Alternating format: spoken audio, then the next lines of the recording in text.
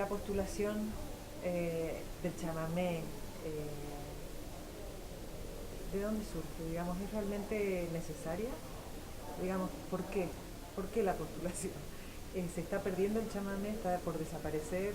¿Qué es una movida política también? Eh, Yo tengo mis reparos con respecto a las postulaciones de interés de la humanidad. Primero por dónde vienen, porque UNESCO es una entidad muy particular que en realidad se creó después de la Segunda Guerra Mundial, como todo el mundo sabe, para que no hubiera nunca más guerras, justamente por razones ideológicas y culturales. Y bueno, no se puede decir que hayamos llegado a lograr ese fin. En segundo lugar, porque UNESCO, para poder justamente reunir a 174 países, creo que son los que lo integran, necesita no abrir ningún juicio de valor sobre los valores que está poniendo, que está respaldando.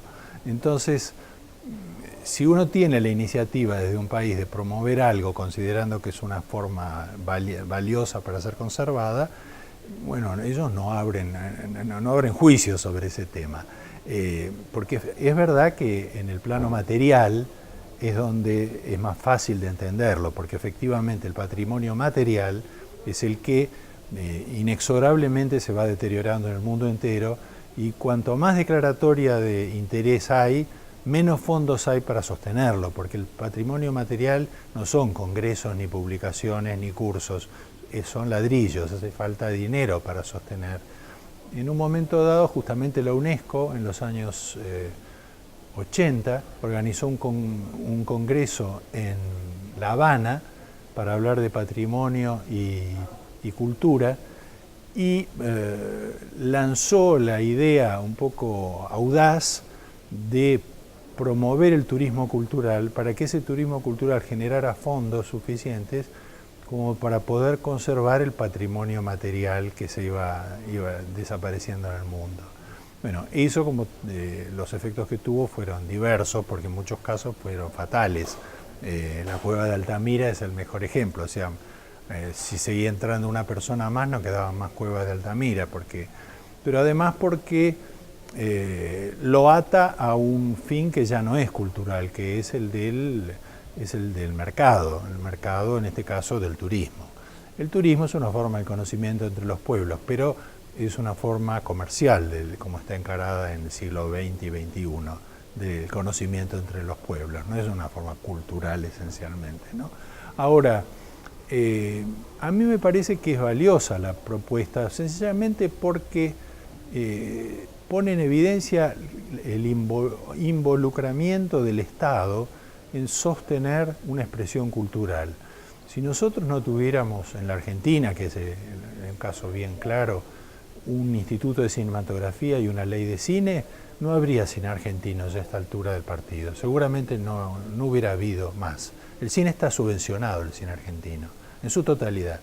Entonces, nosotros tenemos cine y tenemos creadores y tenemos expresión propia porque el Estado, es decir, la sociedad, hace un esfuerzo, deja de percibir el 10% de las entradas que cobra, le cobra un 10% más a cada uno que va al cine, y con eso se hace un fondo, y ese fondo es un fondo de producción. Bueno, si el chamamé tuviera algo similar, ya me parecería un hecho valioso. O sea, si se pudiera encontrar la forma de que ese género, así como otros, tuvieran un apoyo del Estado y de la sociedad manifiesto, expresado en términos económicos realmente, que es la única forma en que la sociedad en la que vivimos pone en valor las cosas, ya sería un hecho positivo. Desde ese punto de vista me parece que vale la pena intentarlo. ¿Qué cambios va a producir? Por lo general, cuando en estas declaratorias referidas a bienes inmateriales, a patrimonio inmaterial, no ha habido una consecuencia inmediata. Nadie podría decir que el tango está mejor hoy de lo que estaba antes de que fuera declarado Patrimonio de la Humanidad, sino en algunos aspectos todo lo contrario. ¿Por qué? Porque el Estado, en este caso, asumió una serie de compromisos vinculados al apoyo del género, pero quien no acompaña es el público.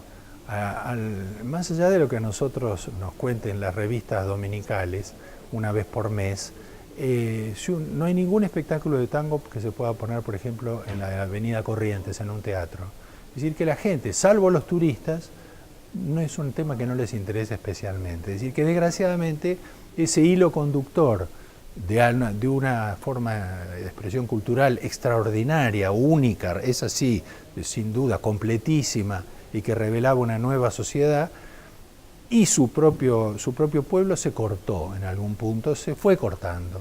El punto además es un punto objetivo, se sabe cuándo fue, de qué manera y cómo, porque ocurrió con la llegada de las multinacionales del disco, sobre todo de la RCA Víctor, cuando trae el Club del Clan, que es una creación, un producto musical dirigido a la juventud. Es cuando en Estados Unidos el eje del mercado se desplaza de los adultos al sector juvenil.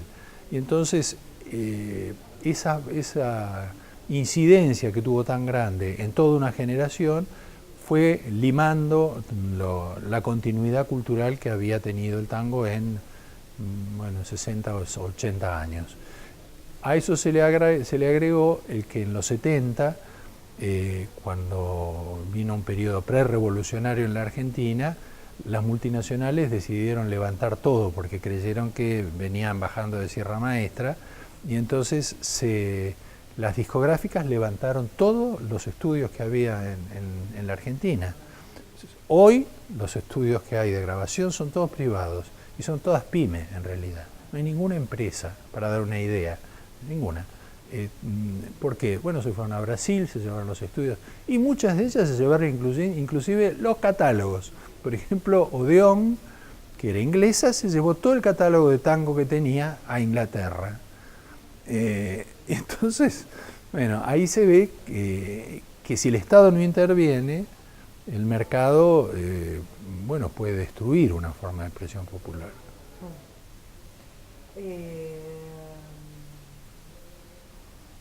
Bueno, ya creo que me lo dijiste todo.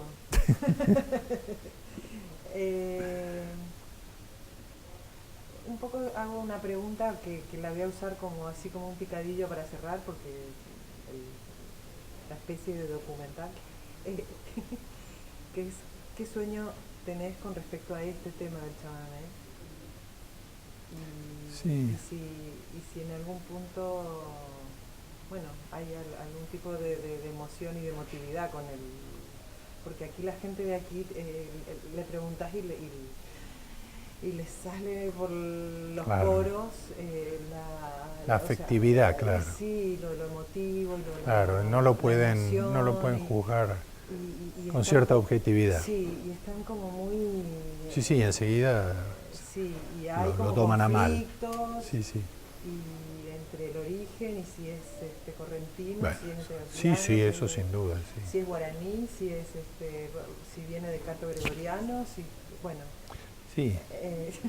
Sí, yo lo que más deseo es que siga vivo como sigue vivo, porque es para mí la única expresión folclórica o cuasi folclórica que existe en nuestro país.